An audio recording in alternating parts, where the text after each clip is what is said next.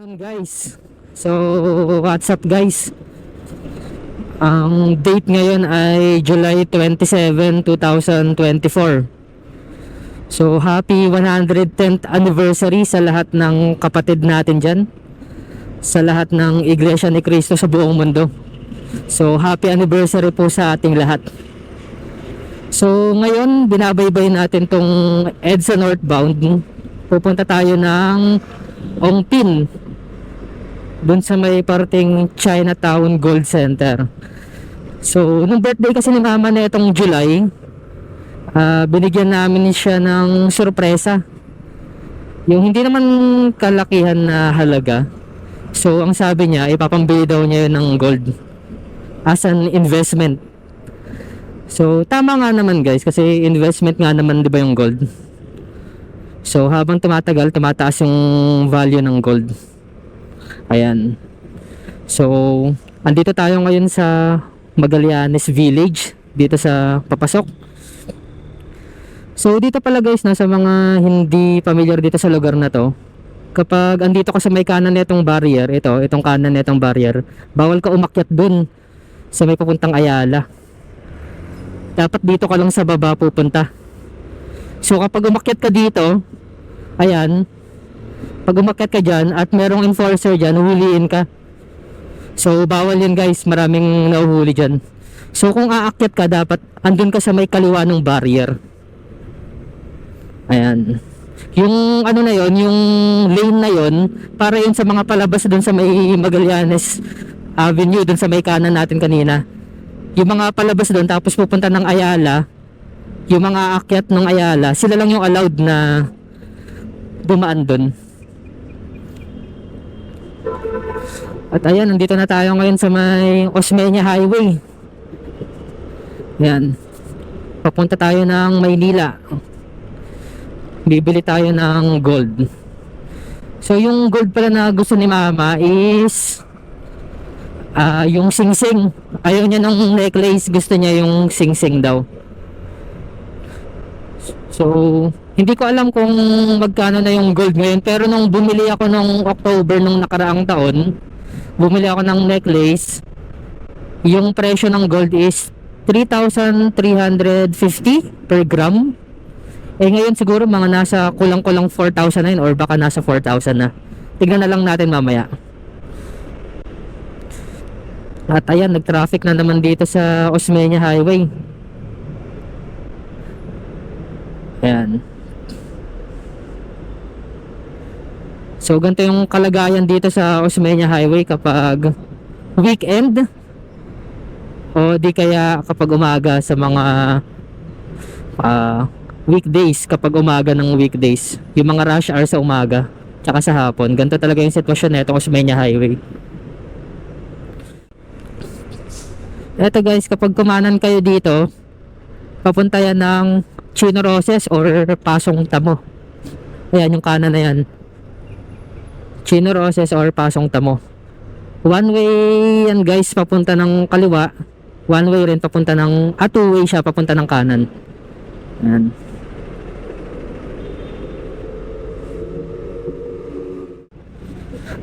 Yung dulo nitong Osmeña, ito ay Quirino Avenue. Ayan, kakaliwa tayo dito papunta ng Taft Avenue, dun sa may Quirino Station ng LRT. Kapag kumanan ka dyan, ang tumbok mo pa rin naman is Quirino Avenue pa rin naman yun.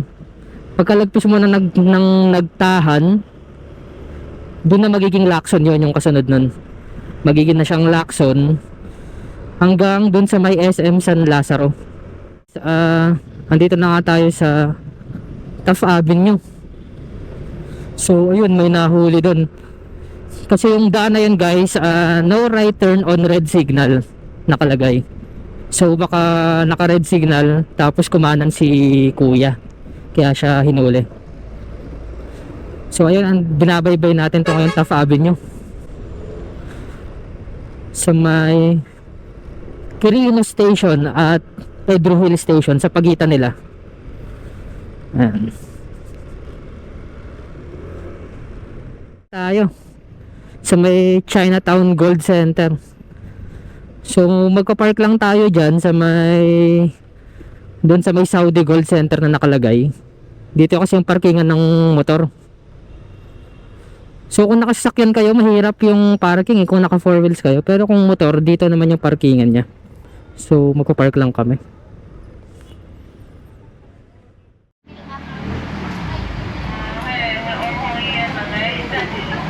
And so nakabili na kami ng sing-sing.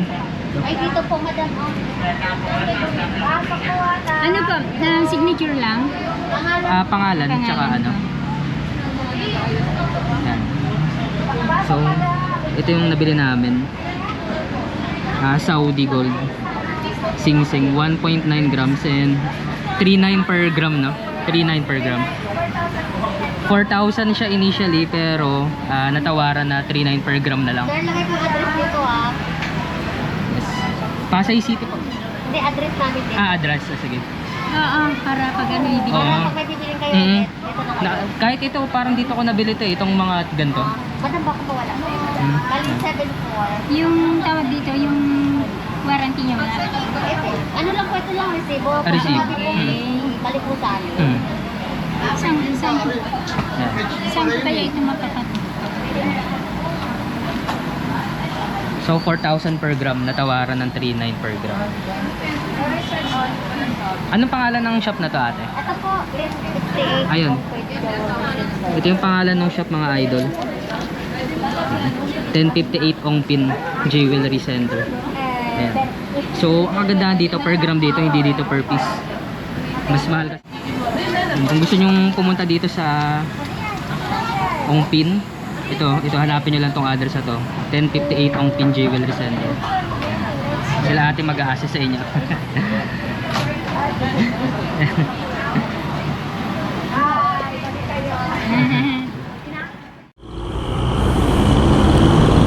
Ayan guys, no? Tapos na nga kaming bumili ng gold na sing-sing ni mama. So yung mga una naming napagtanungan, per piece sila, pero hindi kami bumili dun sa per piece kasi overpriced yung iba dun pag per piece.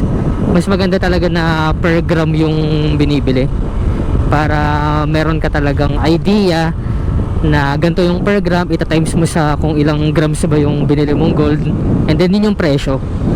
Unlike kasi nung per piece, parang medyo wala kang idea kung paano nag-come up sa ganong presyo. And then dun nga sa may per piece, tinatanong ko kung magkano ba or kung ilan ba yung grams nung sing-sing nila. Pero hindi nila sinasabi. Ang sinasabi lang nila, per piece po kami. Ganun. So tinatanong ko lang naman kung ilang gram, para kung sakaling sabihin nila kung ilang gram, i-divide ko lang yung price dun sa gram para malaman ko yung presyo nila per gram. So kung magkano yung per gram nila, pero hindi nila sinasagot So malamang sa malamang kasi mga overpriced yung mga ganun, yung mga per piece, mga titinda na ganun. Kaya mas prefer ko personally yung per gram. Okay lang naman sa per piece kung kabisado mo siya. Kung kunwari alam mo yung grams, tapos kapag dinivide mo yung kapag dinivide mo yung presyo dun sa kung ilang grams, if sasakto ba siya dun or malapit yung computation doon sa price na nagtitinda ng per piece, ay ng per gram. Ayan, okay lang naman siya kung ganun. So ayan, andito tayo ngayon sa may malapit sa National Museum.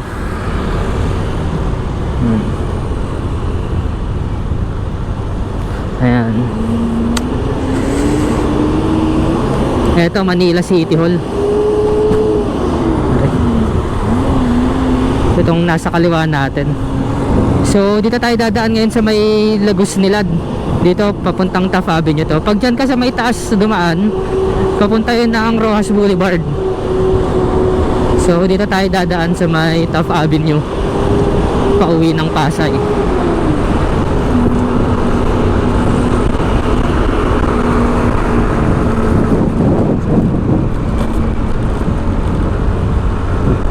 Avenue, kanina doon tayo nanggaling sa may kaliwa natin kanina. So from Osmeña Highway, kumaliwa tayo sa Quirino Avenue, tapos doon tayo tumagos. So ngayon naman, dire-diretsuhin natin tong Taft Avenue hanggang dun sa may EDSA. Yun naman ang ruta natin ngayong pauwi.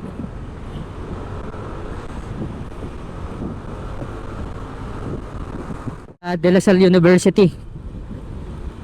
So ito yung main ng De La Salle.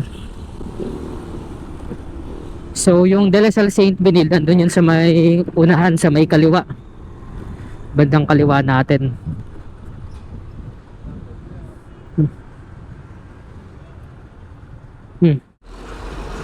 Ayun guys, approaching tayo ngayon ng Buendia. So talagang normal na matraffic dito dahil maraming mga bus stations dito. Tapos kapag lumalabas yung bus or pumapasok sa terminal, sila sa terminal, nagkakos sila ng traffic. Ayan. So dito pala sa Taft Avenue, intersection ng Buendia, bawal palang umano dyan, dumire-diretso. So ang gagawin natin, mag-u-turn tayo.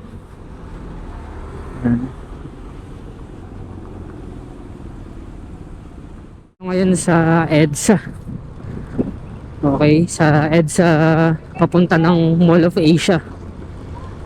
So may bibilhin lang tayo dun sa may Double Dragon, dun sa may Mary Mart. May bibilhin lang tayo dun, tapos uuwi na rin tayo. Ayun guys. So dito ko na lang tapusin yung vlog na to.